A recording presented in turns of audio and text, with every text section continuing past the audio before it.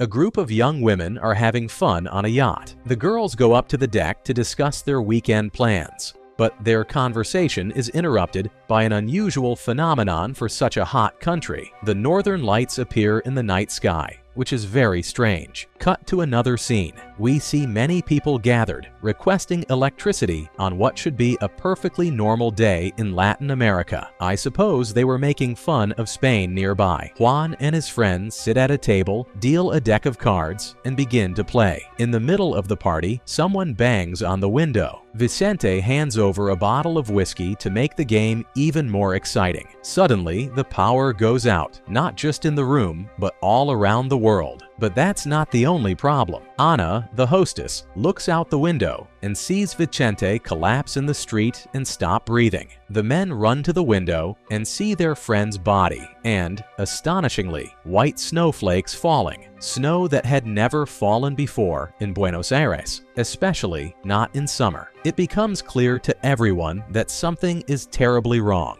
Ana orders the men to seal every crack in the house to keep the snow out. Everyone follows her instructions, except Russo. He's afraid that his wife and children, who stayed behind in the house, might be in danger. He puts on a jacket and, despite his friend's pleas, ventures outside. The others run to the window, hoping their plan will work and he will survive. But Russo collapses on the spot and dies instantly. Tension rises in the house. Nobody understands what's happening outside or how they're supposed to get back to their homes. Suddenly, a knock on the back door breaks the silence. On the other side is a young woman asking for help. She says she's cold. It turns out she's the delivery rider who brought the whiskey. Her bicycle broke down, causing her delay, and she only survived thanks to an impermeable blanket she wrapped around herself. Seeing this, the men decide to take a risk. They head to the workshop, grab Vicente's keys from his study, and try to start the cars to get home. But all the vehicles are broken down. The friends help Juan put on a protective suit. They cover him in waterproof clothing and give him a gas mask. They all stand frozen with fear as they watch Juan step into the snow. Luckily, the suit protects him, and he signals to his friends that everything is okay. Back at the house where Juan's ex-wife and daughter live, the unexpected snowfall caught everyone unprepared. A meeting in the building is abruptly interrupted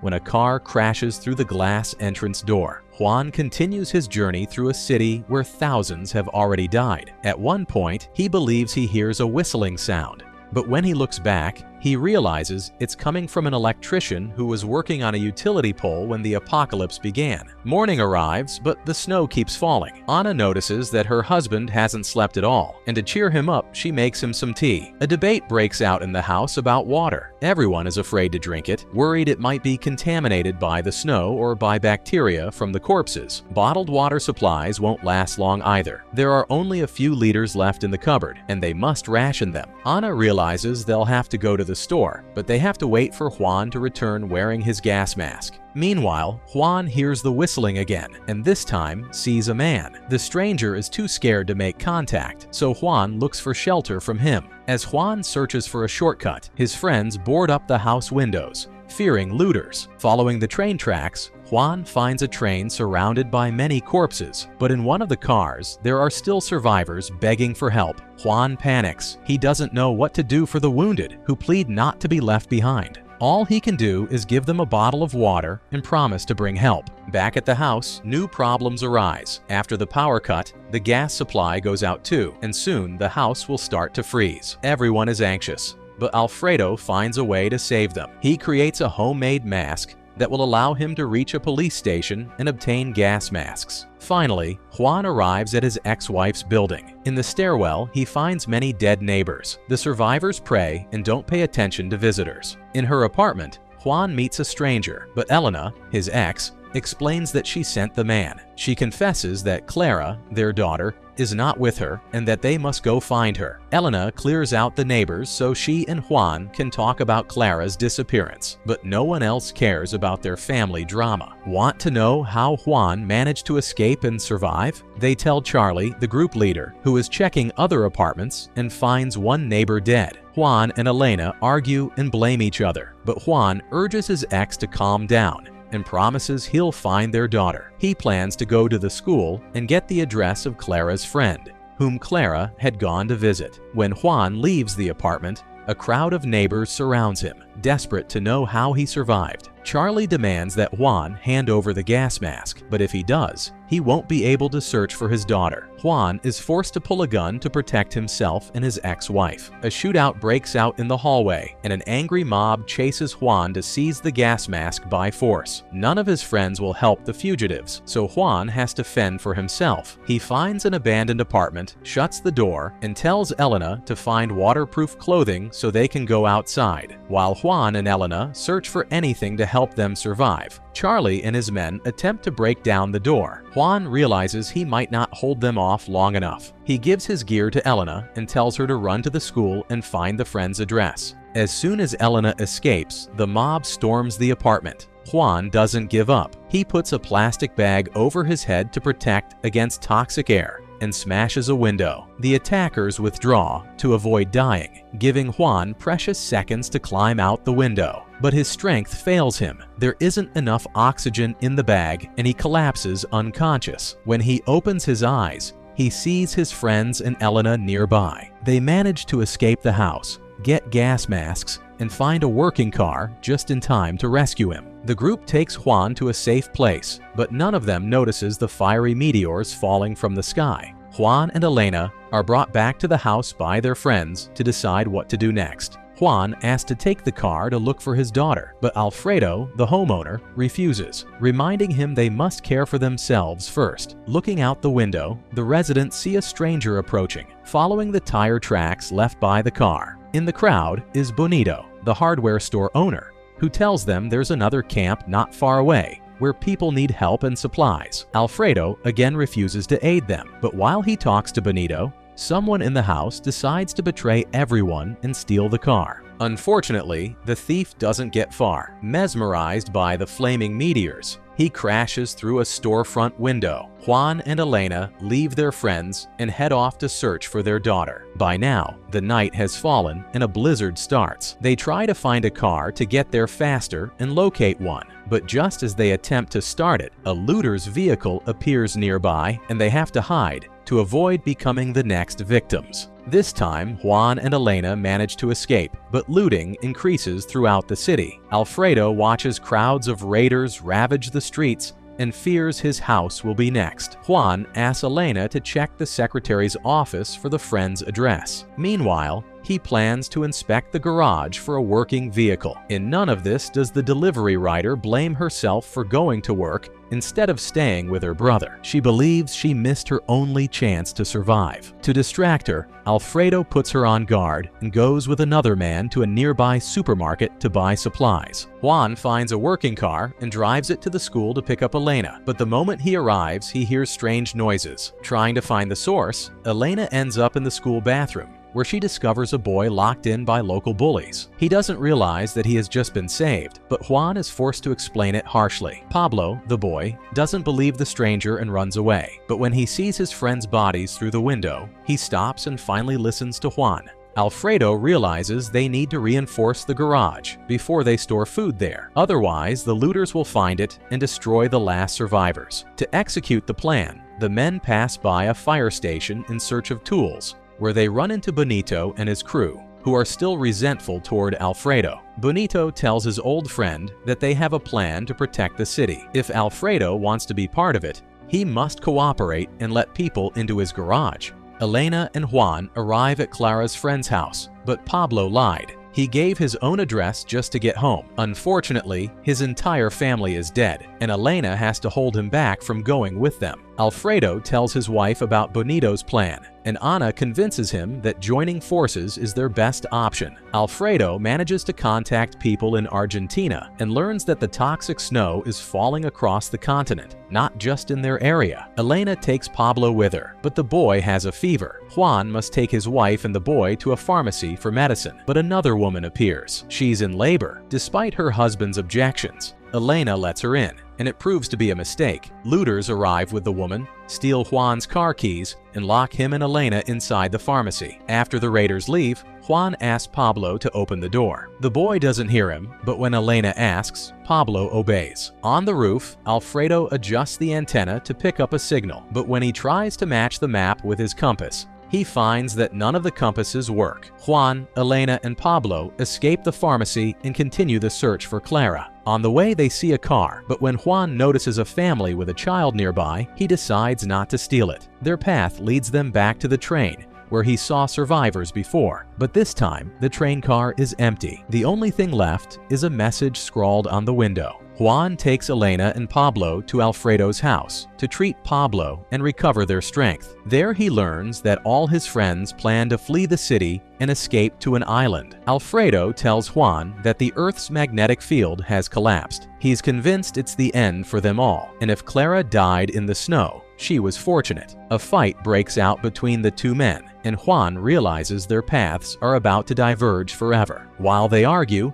a young couple enjoys a romantic moment. The boy decides to refill the gas canisters for their journey, but hears a crack and goes to check. The next second, terror freezes in his eyes as something mysterious destroys him, and then his girlfriend, along with their car. Juan's friends prepare to abandon the city without any regard for his problems. Still, Elena decides to help. She remembers an old phone book in the trash bin and thinks they can use it to find Clara's friend's address. Meanwhile, Alfredo heads back to the supermarket for more supplies. He contacts Enenga to inspect the house and discovers that Juan has gone off again to search for his daughter. Ashamed, Alfredo decides to go help his friend. He admits he's not ready to betray a 40-year friendship over a snowstorm, but he may still hold out hope for survival on the island. Problems continue when they discover a pile of abandoned cars under a bridge. They go down to investigate, but just then, military vehicles arrive and order them to leave the restricted zone. Juan tells his friend to return home while he follows the soldiers to learn what's being hidden from civilians. Alfredo can't resist and stays with Juan. The men follow the convoy for a while until Alfredo suggests stepping out to speak with them. But as soon as the soldiers spot their vehicle,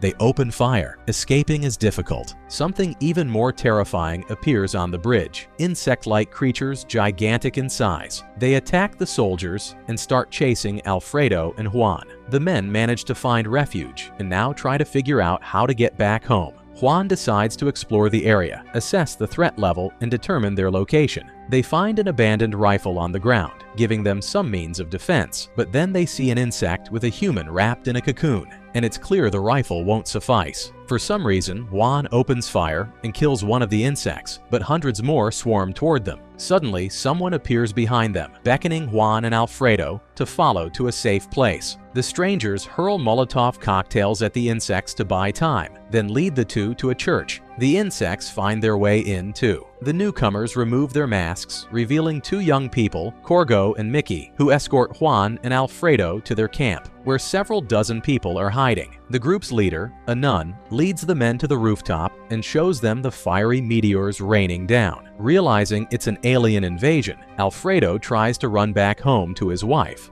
but the nun blocks his way. Night falls, but no one dares sleep for fear the insects will break in. Juan worries he may never find his daughter. Under cover of darkness, Juan slips outside and is horrified by what he sees. He realizes the people in the church won't survive much longer, so he returns to guide them to safety. The group improvised protective clothing and runs to a nearby vehicle. Only one elderly man elects to stay, refusing to abandon his frail wife. Under the night sky, the group escapes the church by discovering a hidden tunnel in the wall and advances through it. A baby on the overturned bus begins to cry, drawing the insects' attention. They surround the bus, preparing to attack, but the old man stays behind and rings the church bell, distracting the monsters and allowing the fugitives to slip through the tunnel. He and his wife embrace and die together, sacrificing themselves to destroy the insects in the church. The rest find a working truck, and just as they all pile in, Juan has to shoot at the insects at the last second. He leaps into the truck, and as they speed away, he sees the burning church recede in the distance. In the city center, Juan and Alfredo bid farewell to their new friends and hurry back home to learn the fate of their loved ones and to continue the search for Clara. They arrive to find good news. Clara is already there and found her family on her own. As Juan and Elena spend time with their daughter, the others ready the vehicle for their voyage to the island. But in the garage, a group of strangers appears, and one offers Alfredo a tempting deal: a motorhome in exchange for control of Alfredo's house and garage. Juan and Elena decide to go to the island with the rest of the group. Juan places Clara in the motorhome, and they prepare to depart, but Alfredo is uneasy. He notices the clothes Clara is wearing and suspects she may have already been on his boat. His dream of sailing safely to the island shatters when the group reaches the dock to find the waterline has long since receded.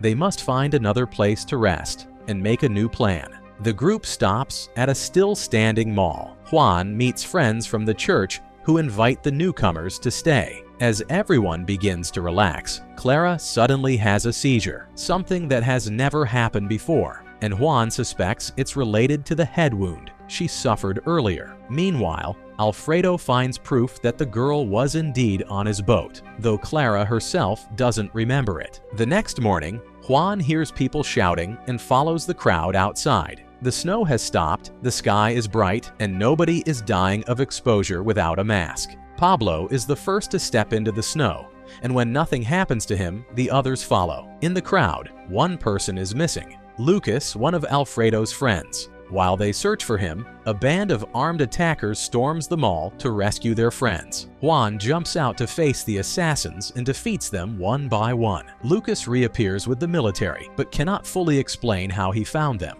Juan finds him suspicious, but decides to trust him and hands over a wounded man who was injured during the firefight. The rest accompany Lucas to the military forces, and seeing that the river still has water, the group regains hope of reaching the island. None of them notice that the city is still infested with insects, but not everyone is threatened by them. Juan, like the rest of his friends, now lives on a military base where they're being trained to fight the insects, so the city can return to normal life. One day, the base commander calls Alfredo and asks him to repair an old radio. It could be their only way to contact the outside world. Despite the passing time, Juan can't stop thinking about the woman who opened fire in the mall. He recognized her by her pendant. Before the catastrophe, they'd met by chance in a store, and she hadn't appeared in any other criminal case. Then more trucks arrive at the base, carrying survivors. Alfredo spots his old neighbor Roberto and runs to him, hoping to hear that the house survived. But Roberto behaves strangely, saying no one else made it out alive. Juan insists they must leave and head for the island as planned, but the others disagree, believing the base is the only safe place left. That night, two strangers approach Juan and ask him to persuade Alfredo to leave the base with them. They plan to hijack a locomotive that could be useful to the military. The next day, the group carries out the plan. They board the locomotive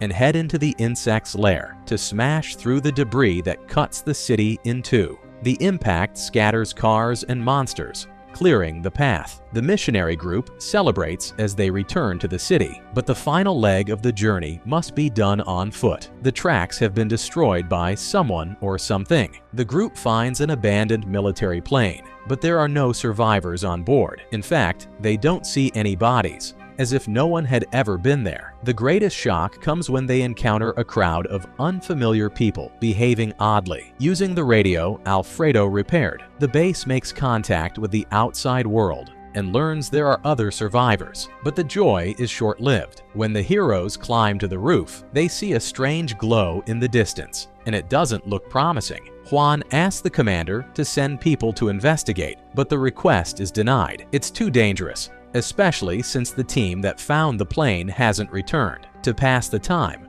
Juan and his friends decide to play cards, just like old times. But something strange happens. Lucas, unable to stand losing, stabs his best friend in the chest with a knife. Alfredo tends to the wounded man, while Juan chases Lucas up to the roof, but he can't convince him to come down. Lucas mutters nonsense and then jumps. Juan and Alfredo can't retrieve his body. Suddenly, hundreds of people armed and looking like zombies appear in the base. They're forced to carry their injured friend and run to the locomotive. They jump aboard just seconds before the horde overtakes them. On the way, Juan decides to jump off the train to search for the rest of the group. With his companion, he moves carefully toward the source of the gunfire. They find a base that looks almost identical to theirs, but here people are working with the insects, and all appear to be zombies. Thousands of civilians train and march in formation under the aliens' orders. Among them is Clara, Juan's daughter. Leading them, they discover a strange creature emitting a blue glow. This being is the true enemy, and so we leave you for the second season. If you want interesting movie recaps, like, share, and subscribe to follow us for more movie recaps.